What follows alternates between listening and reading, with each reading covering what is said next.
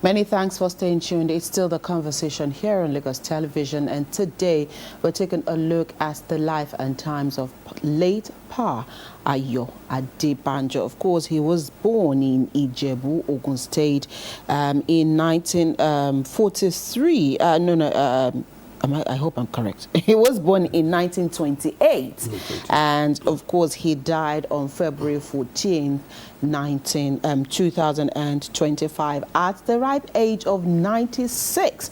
You'll agree with me that, of course, he lived a good life. And today on the program, we'll be talking about his contributions to humanity, his contributions to the Yoruba race, especially as he was part of those who formed the Afenifere in 1993. Of course, Pa Adebanjo studied as a journalist as well as a lawyer, and he joined the Chamber of Chief Obafemi Awolowo when he returned to Nigeria after 1961. Of course, we have someone in the studio this morning who had a very close contact with Pa Adebanjo, not only in Afenifere but in other socio-cultural groups that he belonged to. For those who knew Pa Adebanjo, you would also know that he was a very vocal man. He was a man who loved Nigeria and who spoke the truth, no matter whose ox was God. We have in the studio this morning General Secretary of the Patriots, Olawale Okuniyi. Thank you for finding time to be here with us on the program this morning. It is my pleasure to be with you. Good morning, Nigerians. When was the first time you came in contact with Pa Adebanjo? Wow, that's a great one. I came in contact with, very close contact. We've been together ideologically,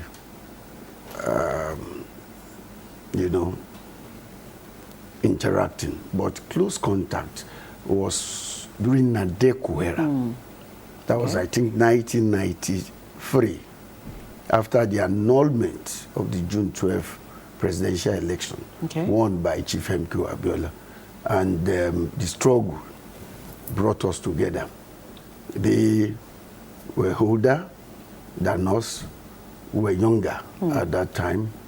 We were the field commander for the youths, mobilizing Nigerian youths and students, to resist the annulment of the June 12th presidential election.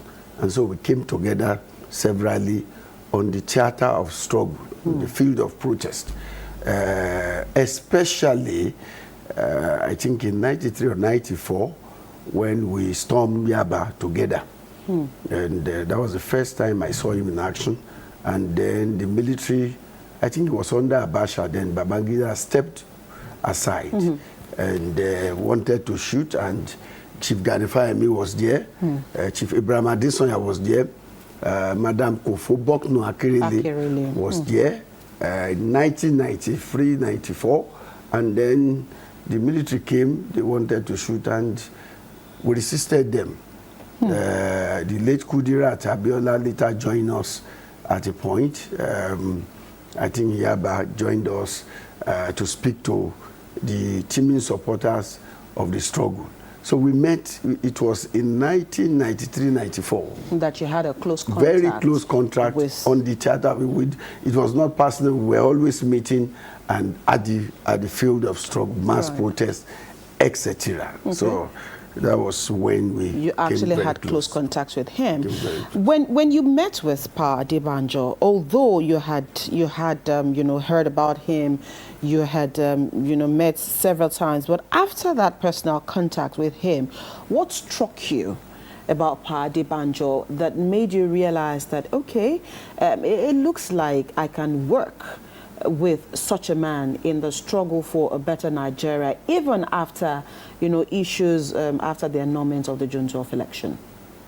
Well, what struck me about him and endeared him to me was his indefatigability, his indomitable nature, his courage.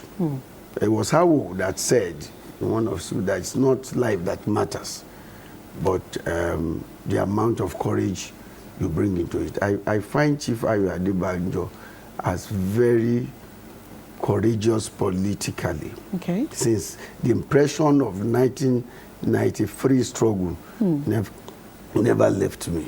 He was there. He didn't run away. Even when most people went on exile, including Chief Enauro, who was the leader of NADECO. Professor Wole Soyinka was our leader, and others. And the current president, Bola Ahmed Tinubu, when they all left for exile, he remained with us. Right.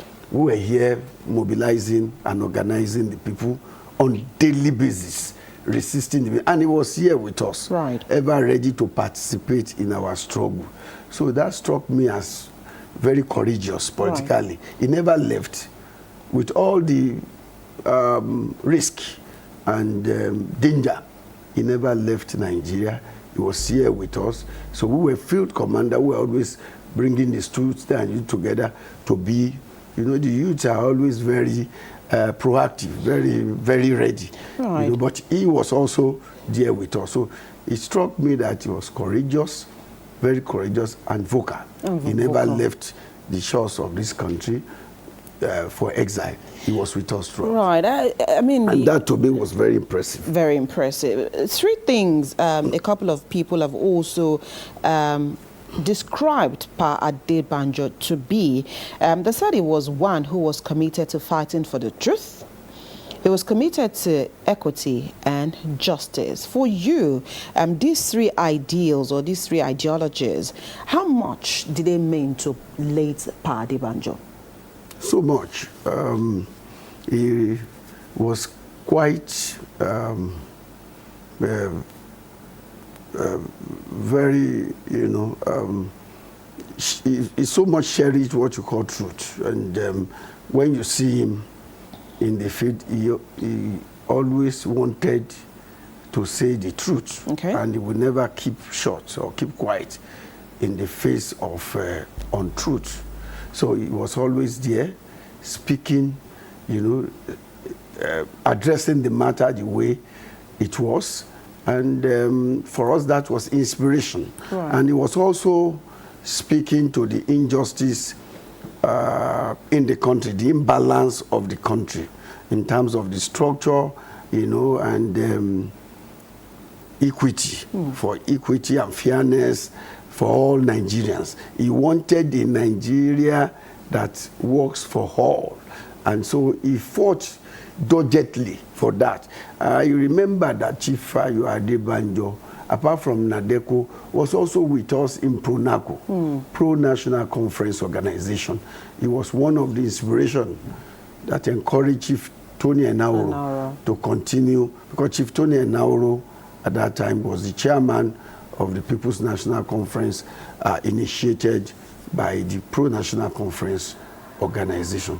Chief Ayo Adebanjo was very committed to that, was very passionate, and stood strong, even in the face of threat from the government of Chief Obasanjo at that time, because what we did in PRONACO was deemed by government as a parallel government conference, you know, and some consider it as treasonable, that why would we create another people's conference while the government conference was going on. So, but Chief Ayo Adebanjo was in the forefront, even when we were inaugurating that conference at the Airport Hotel in 2005, February, I think, or March. Chief Ayo Adebanjo was there. Right. Boisterous, very ebullient, and gave all the support. You will see him physically there. That is it. He will be there. He will not run away. Right. He will not dodge, and he will speak courageously. So that for me is an inspiration. Okay. That for me is a motivation. For some of us, we're going to say we want to be like this. And we have always taken after him. Yeah. I'd like to ask you, I don't know if during while he was alive and during your contact with him, if he ever told you about the story, because history has it that sometime in 1962, during the Action Group crisis, he was charged with treason and he fled to Ghana, and his father was arrested in his place and detained. Did you hear about that story? Did he ever tell you about that story? Can you share that story with us? I heard about it from leaders of the Awo Political Academy. Yeah, some of us also began to learn from that academy. Yes, we met Awo. We were not so close to Awo like they were. But afterwards, we began to learn from those who were with Awo, Chief Enauro, Chief Adebanjo, Chief Brahma. Remember, we used to have meetings at Simpson Street, 23. That's the chambers of Chief Brahma Adesoya. That's where we all go to. We meet Chief Adebanjo there, Pa Olani Ajayi, Pa Sholanke Onosoya. All of them were always there, so we learned from them. Right. Particularly when we were forming the Alliance for Democracy. Okay, from Nadeco to Alliance for Democracy. Yes, well, I learned about that that story. Okay. They were charged with treasonable felony because he was the organizing secretary. Okay. Of the action group. And there was no way he wouldn't be connected with any charge that came to the party. But anything about organizing for action group. So he escaped to Ghana. Right. Yes, he escaped. But the thing is that after another government took over, I think from Nkrumah, or Saiji for Kwame Nkrumah, he was thrown back here by the government that succeeded, thrown back here, and he was jailed. He was jailed here. Even when Gowon became the head of state, and Chief Olawale had to serve as his deputy and commissioner for finance, he was still in jail. And Olawale never tried to influence his release until after some time that he was considered for pardon by the government of Gowon. So it was the government of General Yakubu Gowon that gave him the pardon. Pardon the Chief Adebanjo. Right. I'm glad you mentioned the fact that, well, you heard about the story from the Awo College of Politics. Yes. And Pa Adebanjo was one of those who, of course, believed in the ideology, political ideology of Chief Obafemi Awolowo, of course, which advocated for federalism and true federalism. And I know that all of those other groups that you've mentioned, from Pro-NACO to Afenifere to Nadeco, and all of those groups were also very particular about true federalism. And so until his death, Pa never shied away from asking for true federalism. So from the ideologies of Pa Chief Obafemi Awolowo to Pa Adebanjo, what were the true federalism that they advocated for? Well, they did so much about democratic constitutional restructuring of Nigeria, so that you could have federating units that are stronger than the center. Okay. The federating units are supposed to be for the peoples of Nigeria that were amalgamated together to form Nigeria. And so the advocacy, so say you have a weak center, that is, the federal government should be weak. It should just to bind them with currency, foreign affairs, defense, etc. Not more than that. Not what we have today. Okay. So what we have today is an aberration to the League of Awoists, who fought for true federalism. Right. What the Awoists, and then those who canvass for true federalism, like him and Dresser, that you would have a constituent assembly of the peoples of Nigeria to come together to give unto Nigeria a constitution that truly reflects their wish. In which case, the peoples, that is the federating unit, not the one we have today, in the state created by the military. The state created today by the artificial creation of the military, and they are not economically viable. But what they wanted is for you to devolve power. Devolution of power to the peoples of Nigeria. The Yoruba people should have their own regional states. Okay. The Igbo people should have their own regional states because they are one people, and they are tied together by culture, history, language, and then geographical contiguity. They are close in geography. So they could know what was peculiar to them. Easy for them to manage themselves. So we wanted, or we want up till now, federating units that are stronger so that they can run their, though democratically too. Because today, if you look at the states, the Nigerian state, the states within Nigeria, there is no state constitution. That cannot be federalism. Yes, we have just one constitution. If you go to America, you see that the states have their own state constitution. They didn't depend on the federal constitution. Which creates a democratic template, even within the state. But today, if you devolve power to the state, and that's my own argument, if you devolve power to the state without a democratic state constitution, you are going to make the governors emperors.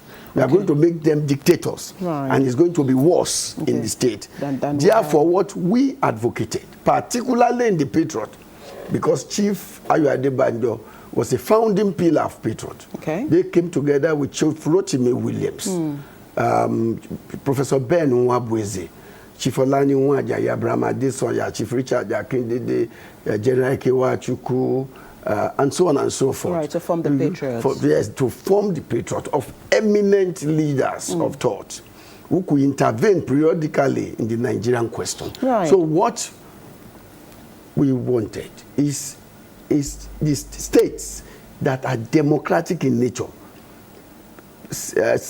signposted by a democratic constitution of the state. So what obtains today is that you have a state without state constitution, and then operating with the federal constitution. Yes, any people in government, can do anything with impunity. And the sorry, let me quickly cut you short here. So when we talk about what Pa Adebanjo wanted, which of course was true federalism, so the kind of true federalism that he was clamoring for, which you've explained now, was that on the same pedestal as restructuring, which I know he was also very vocal about, and the Patriot has also been very vocal about.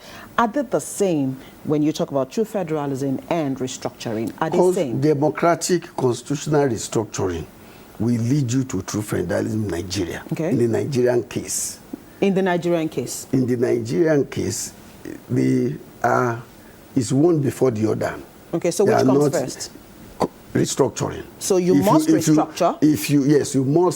You must tinker, you must re-engineer, you must reset your constitution democratically. That is what I mean by democratic is that the peoples of Nigeria will come together in a conference to restructure. To say we want to restructure. And that will then be a process that gives you true federalism. You cannot have true federalism without having a constituent assembly of the Nigerian peoples first sit together to give you true federalism. Yes, one gives back to the other. Yes, they are in sync. So they will work together. They are not the same. Just the same. So you would actually do one before you get to one. Yes, you must first restructure. You must first sit down to restructure. The whole effort and process of restructuring will give you true federalism. True federalism is to say, well, in Nigeria, you have the states that are stronger than the center. the center. Okay. And then they are also democratic in nature. Right. Well, so was that what the PRONACO conference was really about? Because I know Adebanjo was also part of that PRONACO conference, and there was a constitution that was drawn. Yes. At that PRONACO conference. I remember so well. It was in Magodo, and Yes. you know, those documents were there, and it was one of those voices that kept, you know, insisting that for Nigeria to move forward, those documents needed to have been taken by the federal government to look at. Because again, a constitution was written for Nigeria at that conference. So if you go back to what happened at the PRONACO conference and what Adebanjo and the rest were asking for, if that had been looked into, would we have gotten a constitution that would have been favorable to us as Nigeria? Because again, you're here saying a constitution written by Nigerians, and you know, we're still operating with the one written by the British, even though it's been amended a couple of times. So in your opinion, would you say that what Adebanjo and the rest stood for and fought for at that time with that constitution, if looked into, perhaps would be enjoying a better Nigeria today? Oh, yes. I think that the federal government of now, under President Tinubu, can look at, because he was also supportive of that the conference. move at that time. Yes, he supported it. He supported it with resources. I was the spokesperson of that conference, the People's National Conference, held by PRONACO, National Conference Organization, under the leadership of Chief Anthony Enauru and Professor Walishinga. It was a conference supported by the current president. Okay. Not just, so he even came around to visit us, and he celebrated let me with quickly us. hold your thoughts. Let me quickly hold your thought. We need to take a short break. When we return, Wale will take it from, you know, what happened at the PRONACO conference and how much a difference it will make for Nigeria to perhaps revisit the documents from that conference. We'll be back after this short break.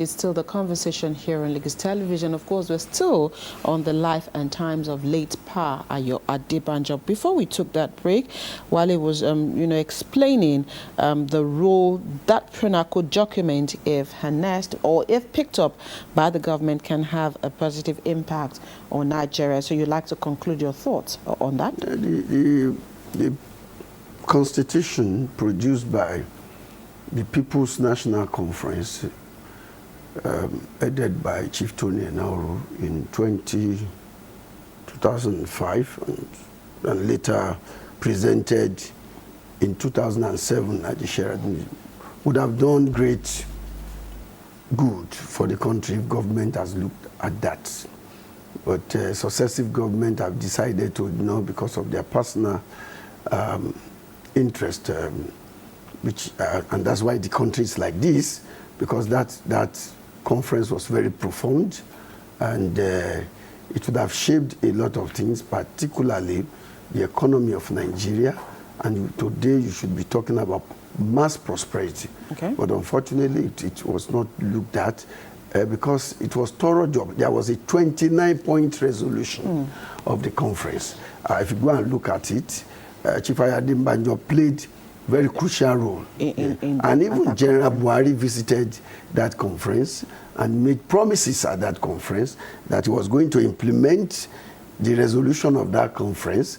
But when he became president eventually, when we helped him to become president of Nigeria, he never looked at that. Remember. Okay. But so we think that the current president, who was part of us, will also look at it and then make sure that the resolution of that conference for the good of the common people, and in memory of people like Chief Adebanjo, who fought relentlessly to produce that constitution for the people. Joy has a question or a comment. Yes, it's a question. Looking at the legacy and impact of Adebanjo, because you had a close relationship with him, so for you, what would you call or see as the most significant impact he had on the politics in Nigeria, then especially looking at the Southwest?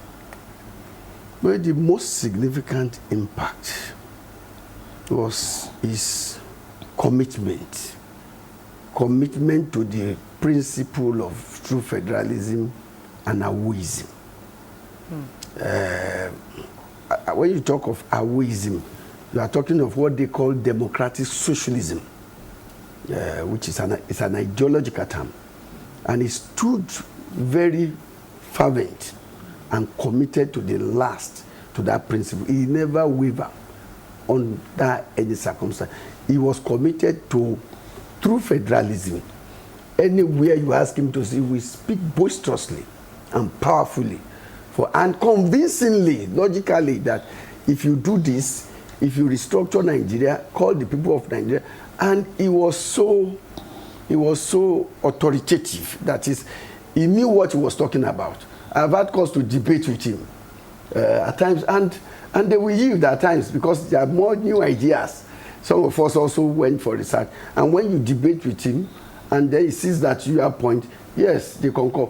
We meet regularly at the chambers of the Patriots, at the FRA William Chambers. And there it's debate of eminently, because these are elder statesmen, all of them in their 90s and 80s and 70s. This is now that we are recruiting people in their 60s and the rest.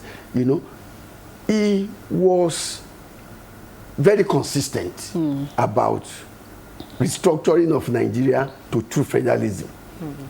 He was consistent, and that is his main subject. And we learned a lot from him. We learned from his passion and his courage, above all. Yeah, okay. It's the legacy. His courage in the face of danger is second to none. In the face of apparent danger, he will speak it. He doesn't just speak or abuse people. Some people go into activism, abusive, name calling. No, address the issue. And that's the training of Chief Obafemi. You address the issue without being abusive or offensive. Just address the issue and then be convincing logically. When you do that, then you will win more audience. And so that has endeared him to the Nigerian people. So I learned that as a legacy that he left for us, to be consistently courageous in addressing the national question. Okay, Adebanjo. Okay, you mentioned something earlier, this word Awoism. I used to mistake it for being a passionate and true Yoruba man, but for Adebanjo is beyond that. You've said it over and over again that he was just for true federalism. So what would you want Nigerians, especially the youth, to take from the life and times of Adebanjo? Well, not just the youth, but the government of the day that eulogize the legacy of Chief Adebanjo to high heavens. I was shocked when the president issued a statement and said about him in the glowing terms of what he said. So I expect that yes, the youth should emulate whatever consistency, courage. It's not life that matters, the courage. You have to die for something. Awo died for something. Adebanjo died for wisdom and true federalism. You must have something to die. As a matter of fact, if you don't have something to die for, you are not. It's not what life is not worth it for you. So I think that government should begin to, with what they have stated in their tribute to him, begin to look at how we can rework our country democratically to bring about economic stability, prosperity, through a new constitution. We need a new people's constitution that will bring about true federalism. We need a constitution of the people that is given to us. The present constitution was imposed by the military, and it was fashioned in a military way, and then it makes Nigeria a unitary system, and then we call it federalism. That is really rocking and not working for our country.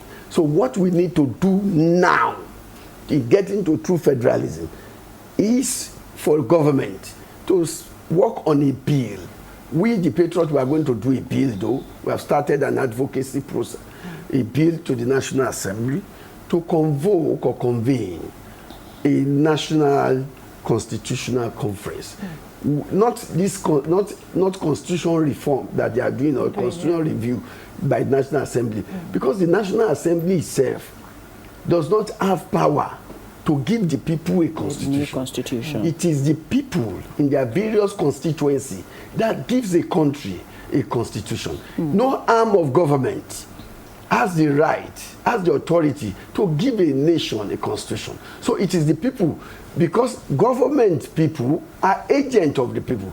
The owners of the country are the people, the citizens. So they will say, look, we cannot all be in government, but we can send you, but we will give you a term and condition of how we want you to run our estate. This is our estate. So that is the constitution. And what is a constitution? A constitution is a grand norm. It's the totality of the agreement of the people of how they want to live together. When after they do that, and the government itself will be spelled out, how they will be governed. The structure of government and organ will be spelled out in that constitution. After they do that, you can go about your television business. I can go about my activity. We leave some people in government. We elect them periodically to run our affairs. So, but it's the constitution that does that. Except the constitution is democratically given by all the citizens, then it is just like a decree. Okay. And what we have today was decreed in 1999.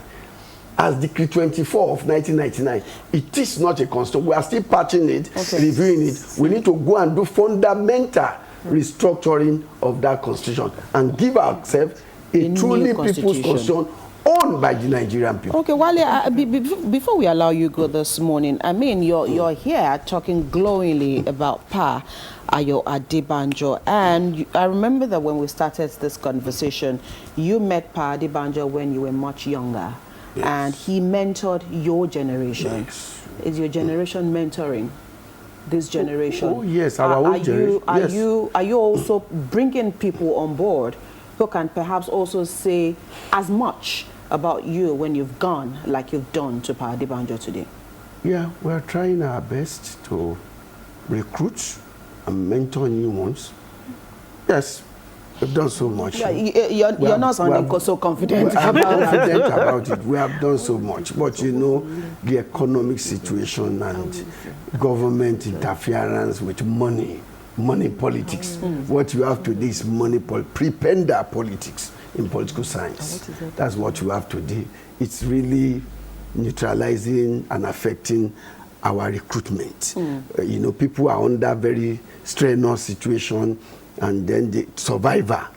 But we are recruiting for those who want to be recruited. If you are ready, you know me, I will run after you. I know, the moment I see a trait in you, I recruit. And our movement also try to recruit.